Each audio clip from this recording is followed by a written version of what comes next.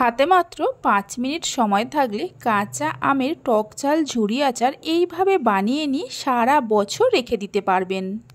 এই আচারটা এতটাই টেস্টি হয় যে এইভাবে একবার না বানিয়ে খেলে বুঝতে পারবেন না। আর বানানো তো খুবই সহজ, আশা করি আপনাদের ভালো লাগবে।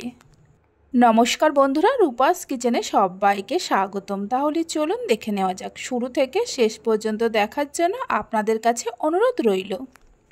এখানে আমি 1 কেজি 200 মতো কাঁচা আম নিয়েছি। প্রথমে আমগুলোকে ধুয়ে নিয়ে ভালো করে মুছে তারপর খোসা ছাড়িয়ে নিয়েছি। এবার একটা গ্রেটার দিয়ে আমগুলোকে গ্রেট করে নেব। আমগুলো গ্রেট করার সময় এইভাবে ওপর থেকে নিয়ে নিচের দিকে টেনে টেনে গ্রেট করতে হবে, তাহলেই দেখবেন আমের ঝুড়িগুলো লম্বা লম্বা হবে। দেখুন সবগুলো আমকে গ্রেট করে নেওয়া হয়ে গেছে। আর আমের ঝুড়িগুলো দেখুন কতটা লম্বা হয়েছে। এবার এই গ্রেট করে নেওয়া আমের মধ্যে 3 চামচের মতো ভিনিগার দিয়ে দেব। ভিনিগারটা দেওয়ার পর ভালো করে মিশিয়ে নিয়ে এইভাবে রেখে দিয়ে আচারের জন্য ভাজা মশলা তৈরি করে নেব। তার জন্য একটা প্যানের মধ্যে নিয়ে নেব 6-7টা গোটা শুকনো লঙ্কা। গ্যাসের ফ্লেমটা হাইতে রেখে লঙ্কাগুলোকে 1.5 থেকে 2 মিনিট সময় ধরে ভেজে নেব। লঙ্কাগুলোকে হালকা করে ভেজে নেওয়ার পর এর মধ্যে দিয়ে দেব কিছু গোটা মশলা। এখানে আমি নিয়েছি 1 চামচ গোটা ধনে, 1 চামচ গোটা জিরে, 1 চামচ গোটা মৌরি, 1/2 চামচ জোয়ান, 1/2 চামচ পাঁচফোড়ন আর 1/2 চামচ রাঁধুনি।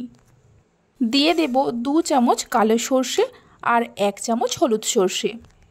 10-12টার মতো গোটা গোলমরিচ দিয়ে দেব। 3 চামচের মতো নুন দিয়ে দেব। এবার গ্যাসের ফ্লেমটা লোতে করে মশলাগুলোকে হালকা করে ভেজে নিতে হবে। এইভাবে নুন যদি একটু ভেজে নিয়ে আচারের মধ্যে দেওয়া যায় তাহলে আচারটা অনেক দিন পর্যন্ত ভালো থাকে। লো ফ্লেমে মশলাগুলোকে হালকা করে ভেজে নেওয়ার পর মিক্সির জারের মধ্যে ঢেলে নিয়ে রেখে দেব।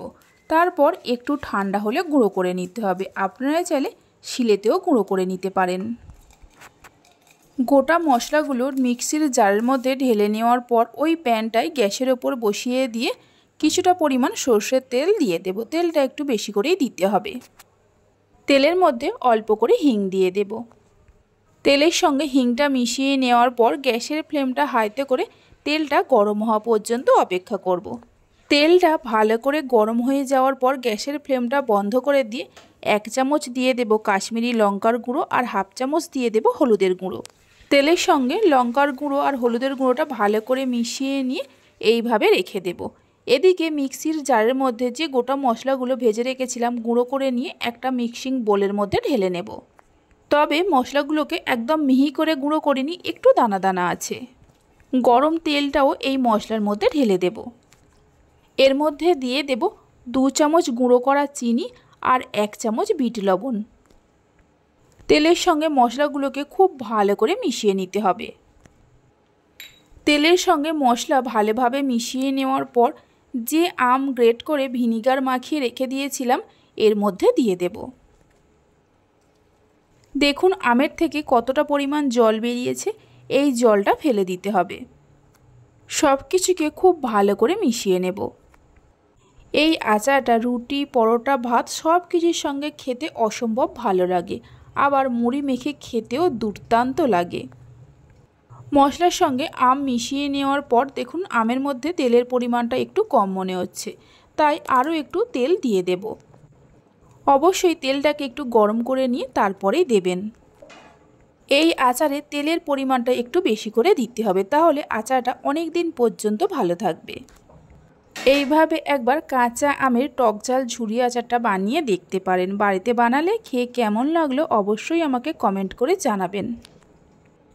দারুণ স্বাদের কাঁচা আমের টক ঝাল আচারটা আমাদের তৈরি হয়ে গেছে। দেখুন কত সুন্দর হয়েছে।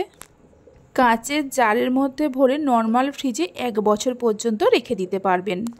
যদি আচারটা ফ্রিজে রাখতে না চান তাহলে মাঝে মধ্যে একটু রোদে দেবেন। একটা জিনিস খেয়াল রাখতে হবে, এই আচারের মধ্যে কোনোভাবে জল না পড়ে। রেসিপি ভালো লেগে থাকলে অবশ্যই একটা লাইক করবেন, বন্ধুদের সঙ্গে শেয়ার করবেন। ভালো লাগলে চ্যানেলটি সাবস্ক্রাইব করে পাশে থাকা বেল আইকনটি প্রেস করবেন নতুন রেসিপির আপডেট পাওয়ার জন্য। তাহলে চলুন ভিডিওটা আমি এখানেই শেষ করছি। আপনারা সবাই ভালো থাকবেন, সুস্থ থাকবেন। ধন্যবাদ।